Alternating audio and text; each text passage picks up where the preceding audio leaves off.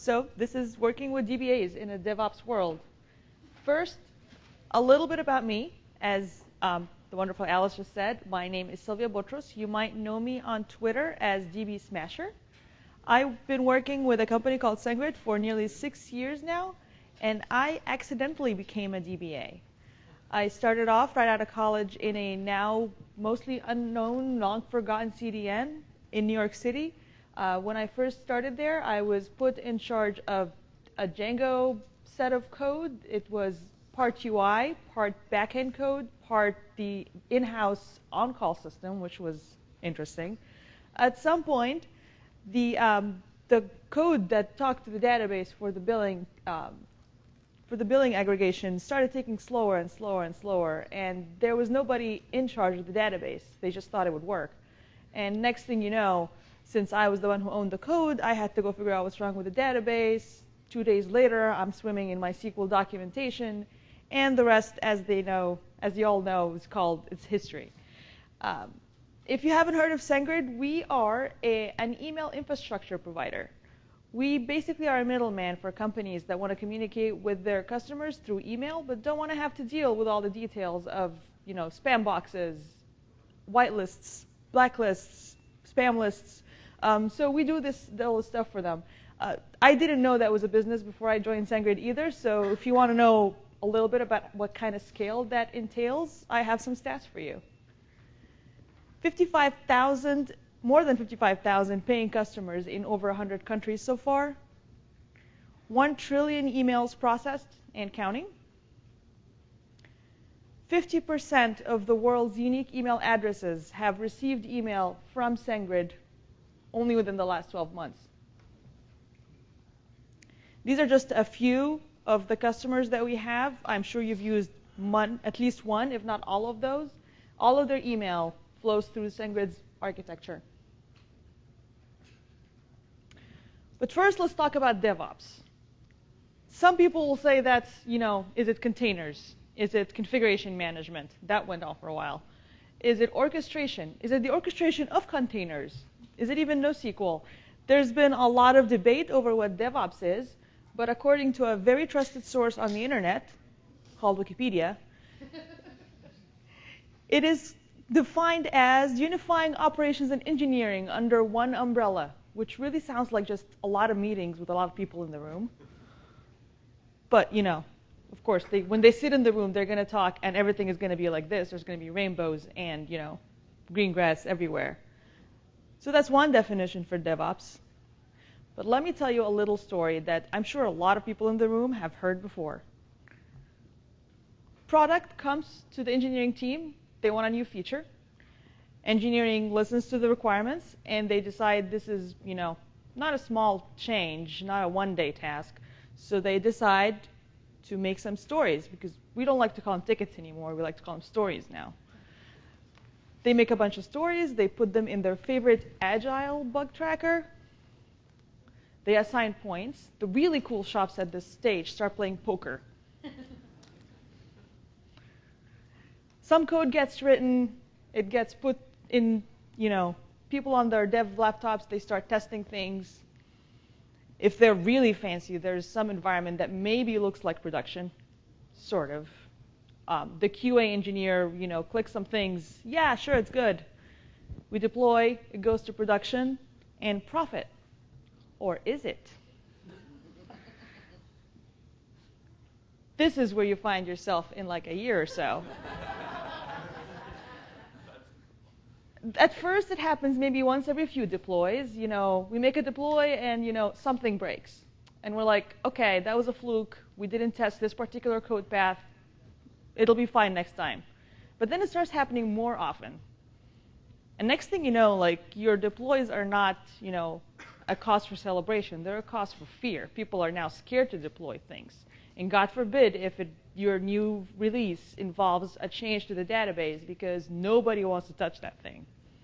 It's blocking SQL. It's, we were fine, but then the next day the table, got really big. We don't know what's happening. So we decide to solve it. We're going to hire a DBA. We're going to get someone to own that thing. Sometimes we hire the DBA, sometimes we find the junior engineer and just shove her in front of it. That didn't happen. So we tell that person, okay, this is yours now, you need to make sure it works. You know, performance, that person starts trying to look and see, like, what's the performance metrics, what are the slow logs looking like, all those boring DBA details. Pretty soon, they realize that DBA has transformed into this. The database is their red stapler. Nobody touched the red stapler.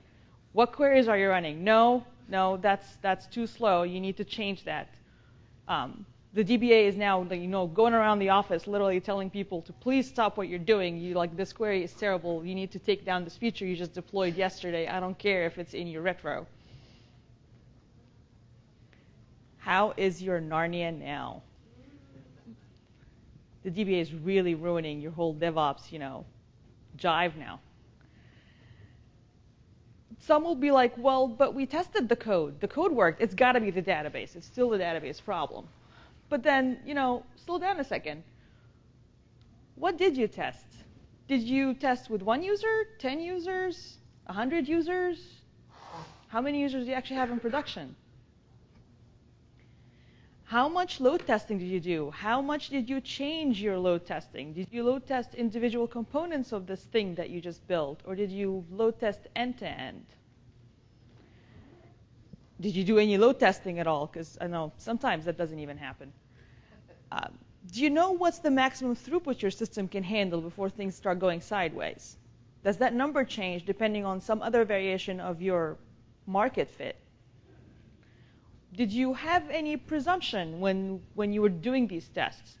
Do you have only a single database? Are you still living in the LAMP stack days in production? Probably not. And if you're not, are you testing outside of production with all the schemas in one host that's running local hosts and is answering in microseconds?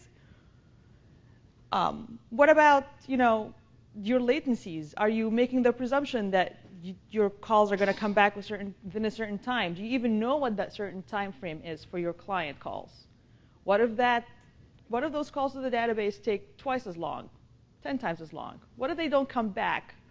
What if they come back from some databases and don't come back from other databases? The scariest thing, are you actually scared of your product succeeding? If I told you right now that your new feature that you're working on, when it releases, next week or whatever, it's going to make it to the top 10 posts of Hacker News. Do you get excited, or does it send a shudder down your spine? Yeah, now everybody is unhappy. The DBA is mad. His red stapler has been stolen by someone. The engineers are having a hard time deploying their features on time. When they do, they keep having to roll back because they keep having outages because the database slowed down, and now all the customers are mad. The product team is unhappy because their roadmap is not getting any shorter. People are all sad. And your DevOps Narnia is now, some sort of zombie land. I know.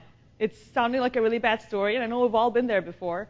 But it will get better, I promise. I've seen it go from the really bad days to the mostly good days. And I'm here to tell you some steps that will help you, wrangle that chaos a little bit. The first thing you need to do as an organization is put together a technology catalog. What that means is everybody sits down, a document gets put together where you list all the different things that you use in your stack. Every single cache layer, every single data store. We all know we don't use one anymore. Every single framework, every single pub/sub. Why? Because you need to actually decide at that point, why do you use each of them? It's important to know that your customers are not paying you for building things with the coolest, latest, and greatest things out in the market. They're paying you because you should be giving them a service. And it doesn't matter how bleeding edge the stack is. If it's not providing reliability, if it's not allowing you give them new features faster, then something has to change. So start by knowing all the things that are in your stack. And I know that as engineers, we really like to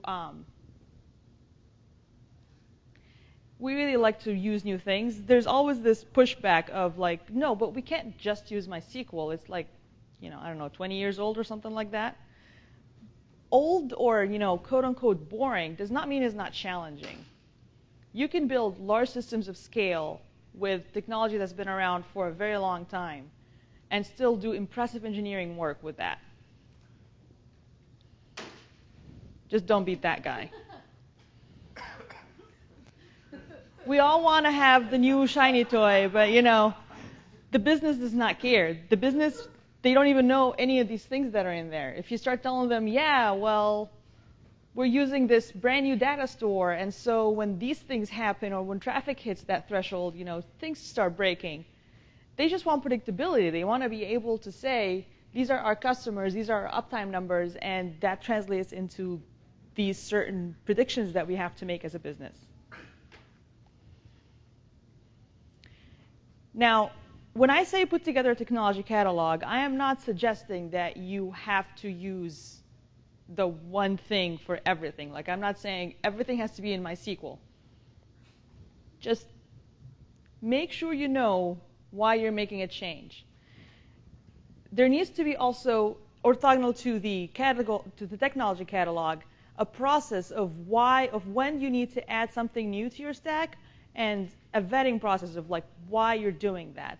So you're building this new feature, it's something that maybe will not perform as well in MySQL. So your company have never used, say, Cassandra before.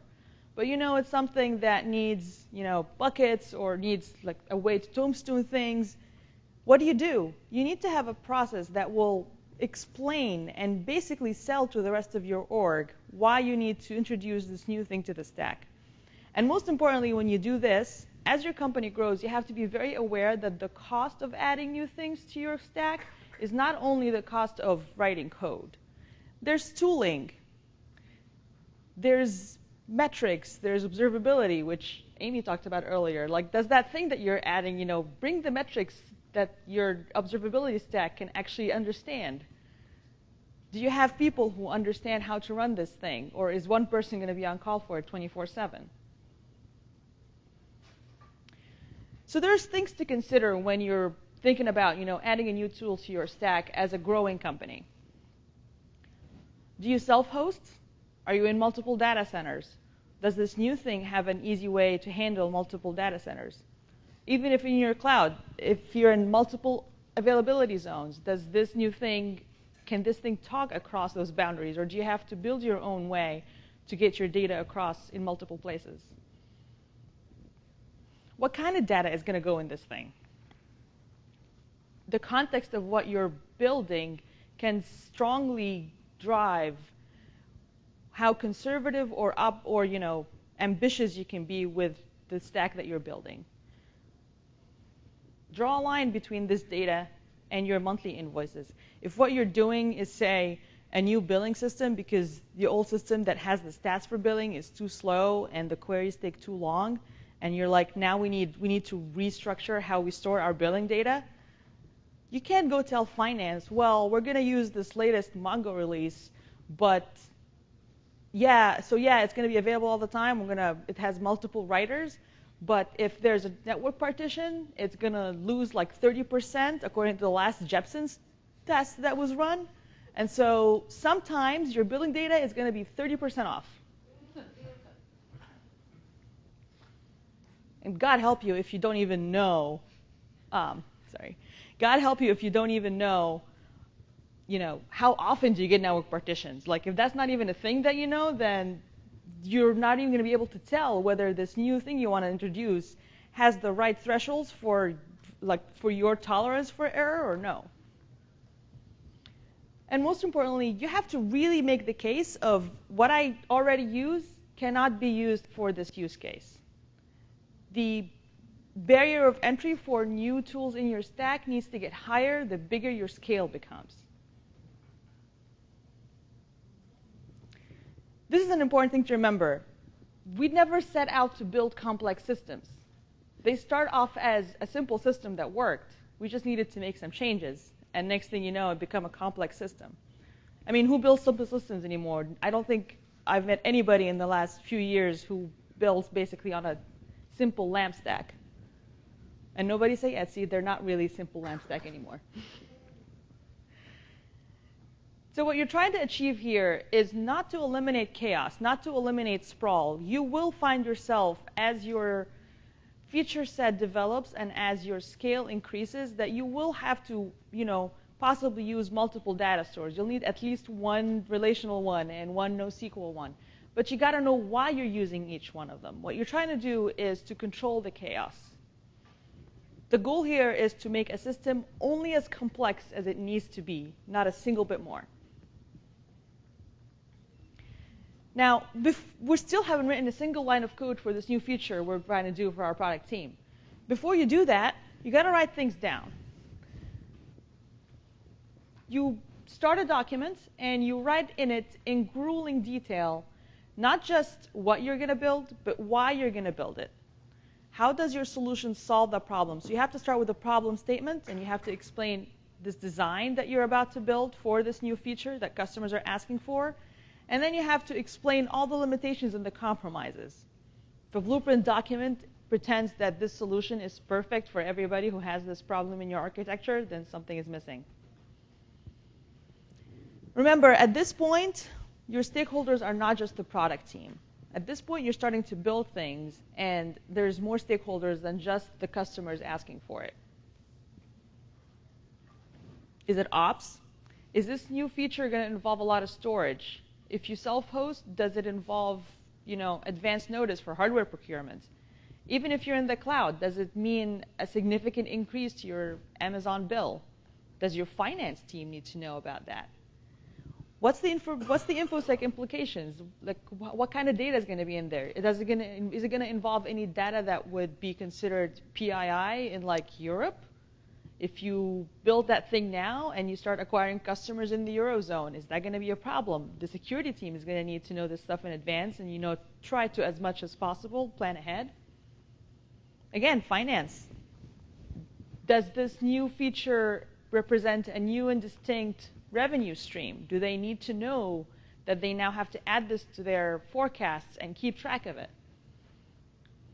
Your ETL team, is this a new feature that might impact your customer lifecycle? Do they possibly need to know that we need to track this new feature, how often customers, sign up for it, how often do they stay on it? And the rule is, and this is a rule for a lot of things and not just, architecture design. People make presumptions. If the details are not there, they might not actually ask for them. They will possibly make presumptions. And presumptions are how expectations misalign and how everybody gets sad down the line. So what you need to do is not just to write down that design doc, but you also need to find a way to make sure everybody who might care about this actually see this. You send them an email, right? Nobody checks email anymore, and I'm saying that as an email vendor. It's really hard to rely on that. So what you need to do next, after you put together this design doc as an engineering team who's going to build this feature, is have an architecture review. Now, architecture reviews are cross-functional, and cross-functional is going to be a word I'm going to use a lot now. It's basically an exercise where a group of people get in a room and start looking at that design document and start, poking at it and trying to understand what's going on here. And by cross-functional, I really mean that. That definition earlier about DevOps being specifically operations and engineering is actually just the beginning. It needs to be more than just that. So who needs to be in the architecture review? Those who are building the thing, maybe not the entire engineering team, but say like the senior members of that team, the people who came up with the solution for how to build this new feature. They need to be there because they're the ones who are making the case for that thing they want to build. Those who are looking to learn. Architecture reviews are a great way to grow engineers. They sit there and watch the senior engineers and maybe the other parts of the business that they're not very familiar with. How does finance look at this problem? How does product look at this problem? How does the senior engineer answer the questions when they say, hey, that part of that design doesn't cover the revenue stream that we have in mind? Those who care. The stakeholder list that I had in the previous slide, that's a good spot there. You start, depending on the implications of what you're building, you may need to specifically invite someone from InfoSec to be in your in this architecture review. You may need to invite someone from ETL because they'll need to start thinking about the implications of this new feature on their ETL pipeline. The most important thing to remember in architecture review, it is not a smackdown. You are not there to prove you are right. We are all here in this room for one purpose alone, and that is provide value for the business and to provide a feature that will actually work once you give it to the customers and not turn into a snowball that melts in their hands as soon as they get their hands on it.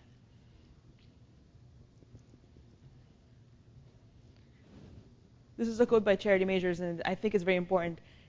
We start to shave in the last few years at specialization because we feel that, well, we don't even need DBAs because we can just build this thing. And, Amazon has the tooling. Here's the trick. This is where the specialization is an asset and not a hindrance. It's not a problem. You want those people in the room not because they have magical powers, but because they've seen things before. And you bring all of that experience together from all different parts of the business into the room to bring value to the business and bring stability to the features you're building, not to silo everybody off in their own corner with only the stuff they care about in front of them. So at this point, you start writing the code.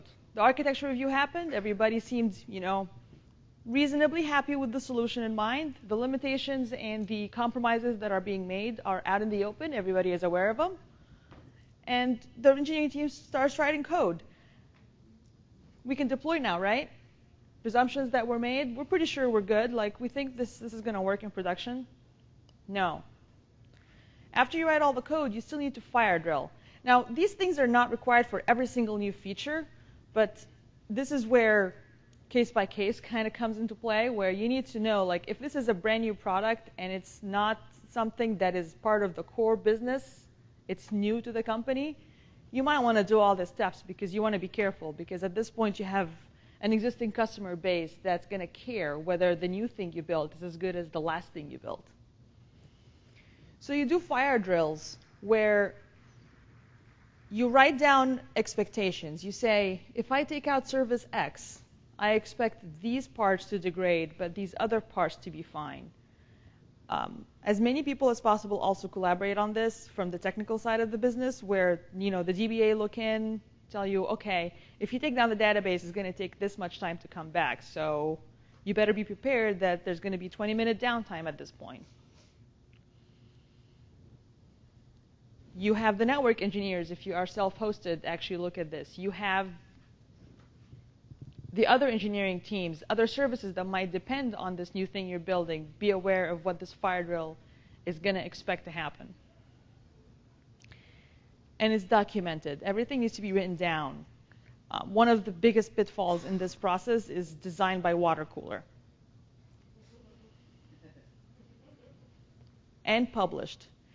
And the important thing is to document the before and the after. So you document that, you schedule some time. Now, a smaller group of people who are more familiar with the parts of that new stack that you just built, sit down and actually start taking down services. You start kill-nining things that were planned in advance to see what happens.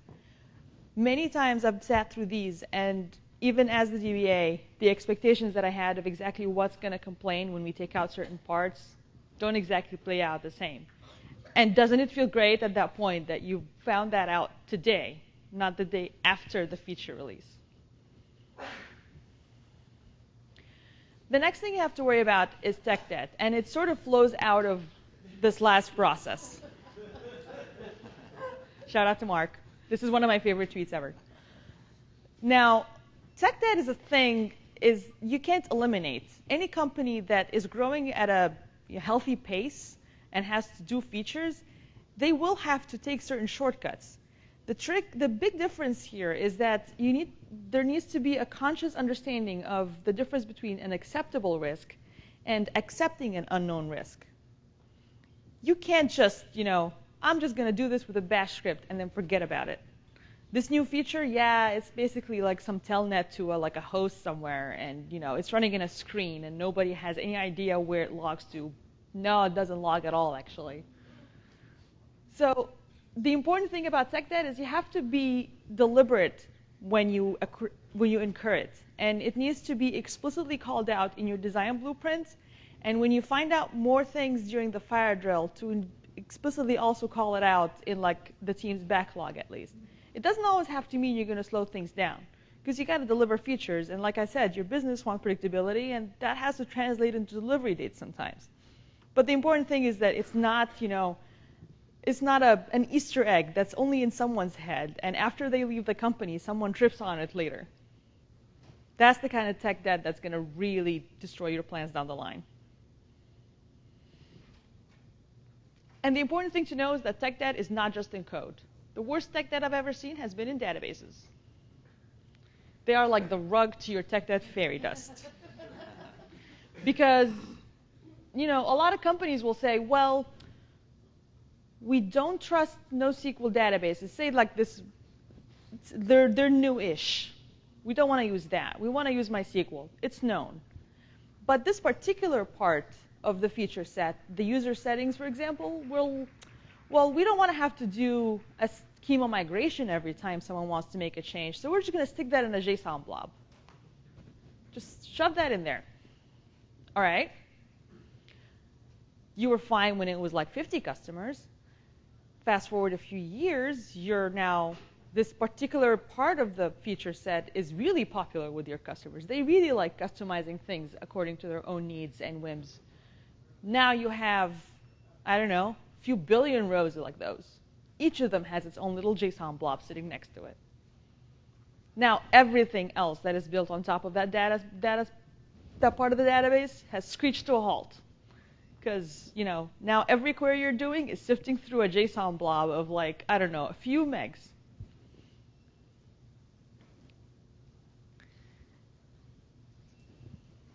That's what happens. So on the outside, you succeeded. You have a lot of users. But man, your database is in a sad, sad place because you didn't decide, like, OK, we'll do this the easy way, and then maybe fix it down the line. And there's only so much you can do by adding an index, because, these are not for free. And it starts feeling like you're changing the wheels at 100 miles an hour.